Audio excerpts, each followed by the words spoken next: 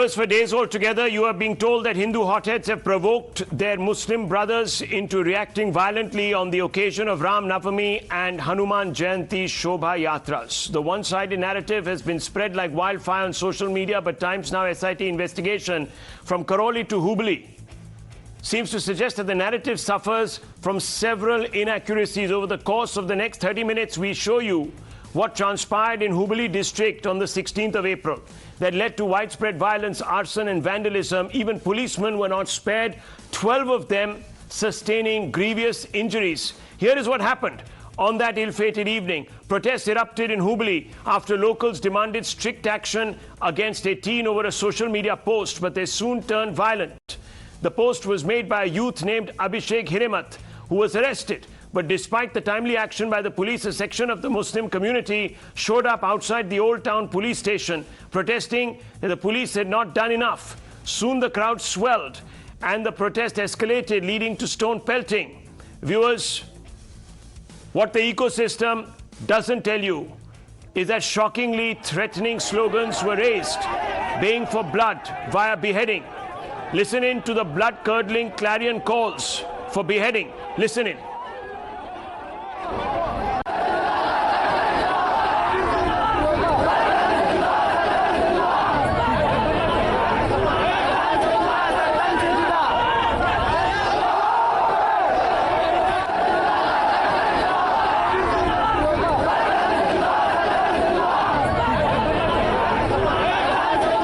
Viewers, the contents of this video are provocative and are not endorsed by Times Now, but it's essential to show you this only because we want to draw attention to the authorities, to this, so that timely action can be taken against those who are spreading communal hate.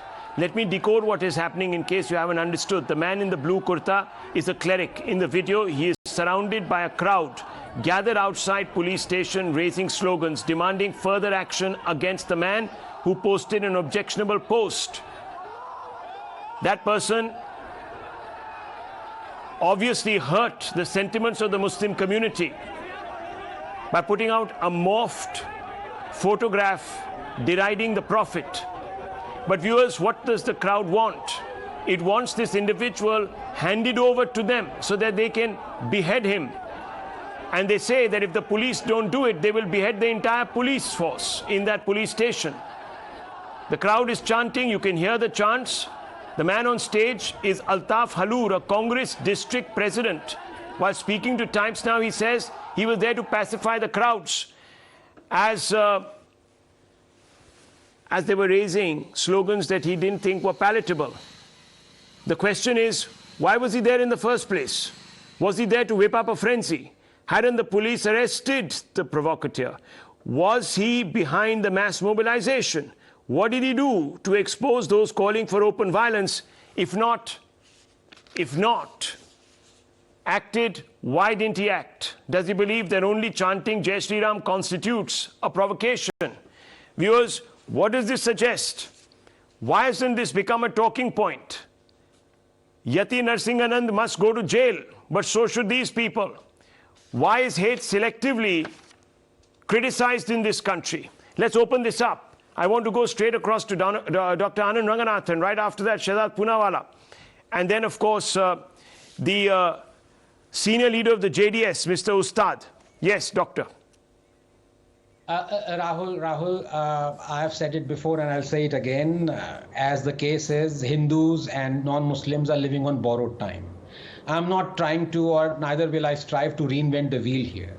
If you remember last time, there was this case about 2.5 years ago in Bengaluru, where a Dalit, that too a nephew of a Congress leader, was almost beheaded. There were riots, large-scale riots in Bengaluru because allegedly he had blasphemed. When I quoted the verse, my Twitter account was blocked for about 15 days. After that, Twitter had to apologize to me. So yet again, we don't want to fall into this whole morass of sparing the fundamentals, but snaring the fundamentalists. As long as we are going to be politically correct, we are never going to address this question. And someone can call me a bigot, but is it bigotry to quote the verses? Let me quote the verses on blasphemy, because I heard in the video people saying, Gustakh-e-Rasool ki ek hi saza, sar tan se juda, sar tan se juda. So let me quote. Those who abuse Allah and His Messenger, Allah has cursed them in this world and the hereafter and prepared for them a humiliating punishment, 3357. Indeed, the penalty for those who wage war and abuse against Allah and His Messenger and strive upon earth to cause corruption is none, but that they be killed or crucified, or that their hands and feet be cut off from opposite sides, or that they be exiled from the land. That is for them a disgrace in this world, and for them in the hereafter a great punishment, 533. Now, am I a bigot? Am I? I leave that to you and to your viewers. Well, in France, a teacher lost his head, viewers. Samuel was his name, if I'm not mistaken. Samuel Paty. He was beheaded by his own pupil for allegedly, and perhaps I don't even want to in any way suggest that this was wrong, but for challenging the Prophet's image or maligning his image or what have you, lost his head. Shehzad Poonawalla, is this true? Is this true that you have a situation here where your government, your police force is seen completely paralyzed by this? How did these people assemble? Whether it is in Delhi or Khargon or where have you, how does this happen?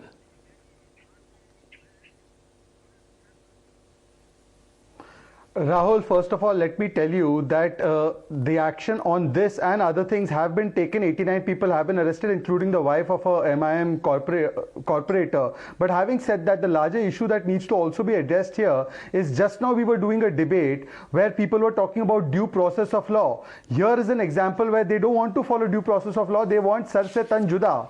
Ironically for them, Jai Shri Ram is provocative, but sar se tan juda is not. Ironically for them, the Hindu procession, which goes around peacefully near a masjid, is provocative, but here a lynching call is not. So first of all, we must identify the fundamental principle that those who are now talking about due process of law, which due process of law does this come in? Should they not clearly take a position? They are the ones who say that lynching should not take place. Here is an open call for lynching. Procession is provocative, but call for lynching is not. Okay. Action will be taken by the state, action is being taken by the state, but this has become a pattern, and a pattern that can't be mistaken. Okay. That is being supported by Congress, MIM, JDS and other parties merely because they want to provoke, incite and get the gain of vote bank. Is that what it is? Is that what it is? Let me bring in Mr. Ustad, Nasir Hussain Ustad, senior leader of the JDS. Tanveer Ahmed of the JDS, sir, your colleague says BJP has acted heavy-handedly by arresting these people. Not only, sir, do you want the fundamentalists to be spared, you are even quiet about the fundamentals. That is a issue that can be left unaddressed. I have no problems. But, sir, why do you want these people not to be arrested? Why do you say that exercising the law is heavy-handedness? Then Yati Narsinganand should also say the same. Free him also. Sir, let me make it very clear that Jai Shri Ram is not provocative. Allahu Akbar also is not provocative. You don't try to create any narrative as such. Here, you are not going to the reason of the entire incident. Here, a person posts a provocative substance into the Facebook and the Twitter. He defaming our Prophet Muhammad sallallahu alaihi wasallam. This has created the entire scene, and the inactive of police officials who were delayed in taking. So are you rationalizing the gathering and the slogans? You don't try to put any words in my mouth. I am very much clear here. Anywhere in the world, let me make it very much clear. Anywhere in the world, you say something against the Prophet. Is sar se tan juda provocative and illegal? Yes or no?